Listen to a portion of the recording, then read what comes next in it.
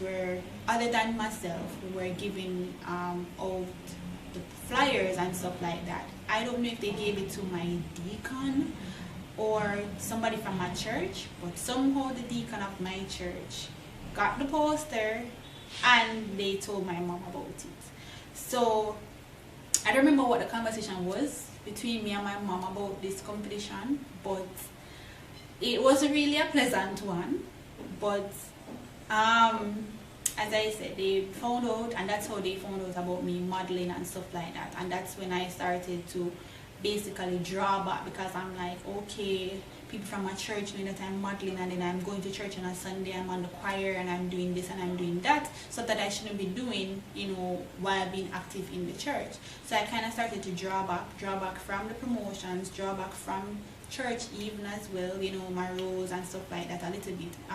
Nobody specifically came to me and said,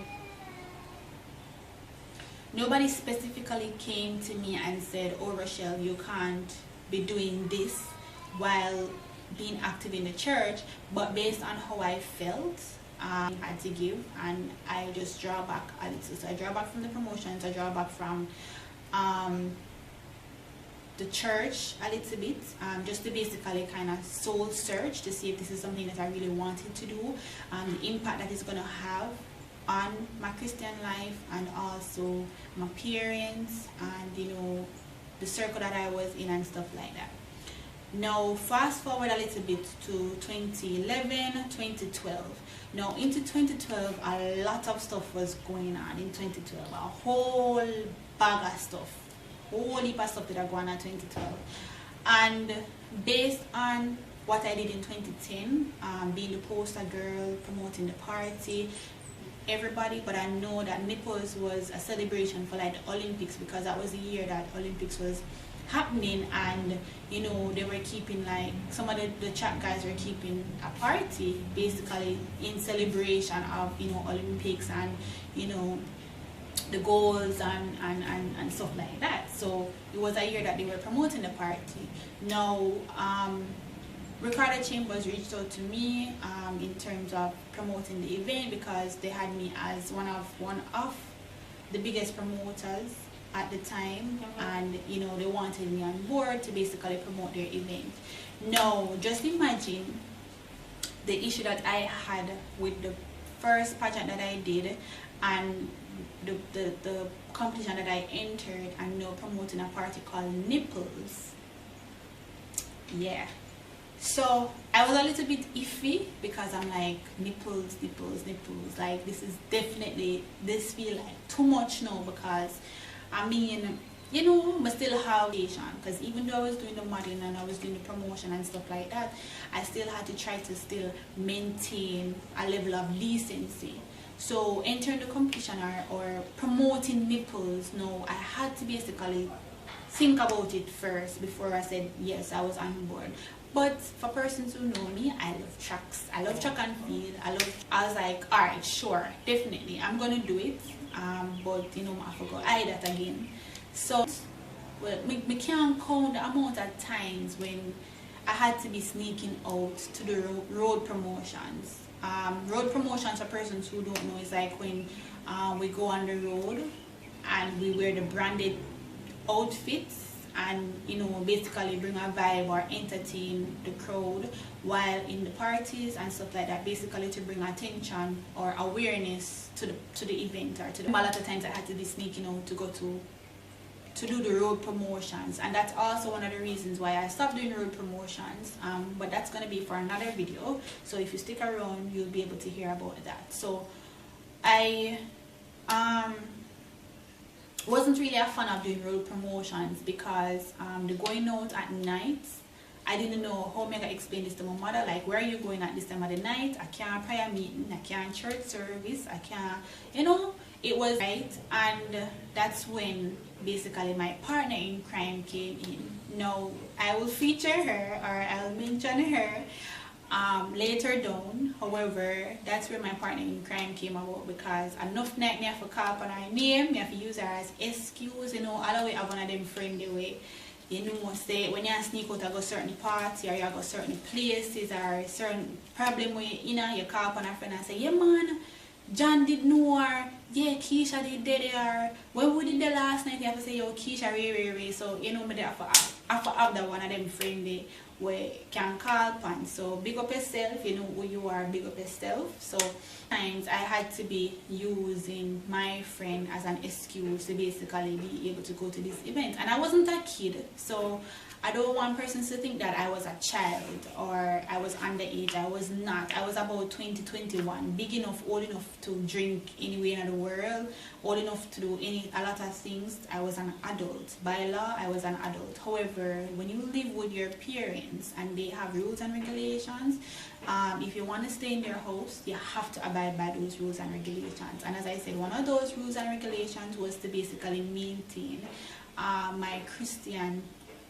Christianity, which is going to church on a Sundays, reading my Bible, pray, you know, being active in the church and stuff like that. Now, those were one of the parties that I was promoting. I remember, so apart from Nipples, there was a song called, I think Javi produced a song called Don't Give Up by featuring Bugle. And at that time, they were doing like t-shirts and at that time they were doing like t-shirts promoting the song and stuff like that. And I was all about supporting people, especially people who support me. I support them. So Bugle, I'm a dupes, Javi, I'm a dupes, although many can't get along enough times. But basically decided, alright, then I'm going to be on board. I was promoting it, promoting the song for them. And that's also one of the ways that I got into, you know, entertainment and music and working with artists and stuff like that. Even that same year we had Chug It. No, Chug It, Marco Polo, a bunch, some other events were going on that year. And also that year was the same year that I entered, or I joined a promotional group. Now, back then, one of my friends back then started a promotional group, and I decided that, okay, I'm going to enter the group. Now, I can't dance to save my life, but as I said, I'm an optimistic. I'm all about trying new things. I'm all about taking risk. I'm all about, I never have nothing to lose, so I said, alright, I'm going to enter this. So I started and I entered this promotional group. No, I entered this promotional group that my friend started back then, and we invite my best friend too, and we're in this promotional group together. So before I go, I just want to close out by saying that your friends plays a very important role in your development. Based on the circle that you keep will determine, you know, where you're heading. They always say, show me your friends and I tell you who you are.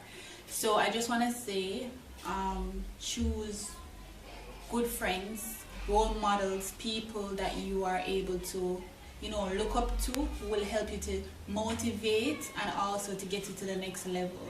I mean, just take a look around your surroundings and the friends that you have and see if they are a reflection of you and if they're going in the same direction that you're going in, or if they can help and motivate you to go to the next step. Also, I want to say that once you believe in something, believe in it wholeheartedly, right? Because there's going to be a point in your life where your belief is what is going to decide if you go forward or if you take a step back. Understand? So basically, just if you believe in something, believe in it explicitly. Just go forward, and also use that as your guide as well. Sometimes we just have to, you know, believe in ourselves, right? And that's what I did. So I believed in myself from the get-go, that even though this was an area for me that I wasn't really familiar with, I believed in myself that, you know, and my abilities, and I believed that whatever I put my mind to, I will be able to achieve it. So also I want to say, stay focused. Stay focused. Remember the reason why you started in the beginning. A lot of persons that I started out with are not here with me today because they gave up. You know, they basically started out and then in the middle they realized that, okay, this wasn't for them, and they basically gave up. They ventured on into other areas. Not saying that anything is wrong with doing that. But what I'm saying is that for me personally, what I did was, no matter what I did or whatever I ventured into, I use that as a block, a stepping stone for me to get to the next level, and use that to get to my next goal. So no matter what it is that I ventured in my life, it played a part or a role in getting me to the next level, or achieve the next goal that I had in mind. So as I said, stay focused, remember why you started, and that should help you to finish the race. So if you made it thus far, I just want to say again, thank you for watching, thank you for liking and subscribing. Feel free to leave a comment, let me know what your feedbacks are like, and stay tuned for the next video. Bye guys.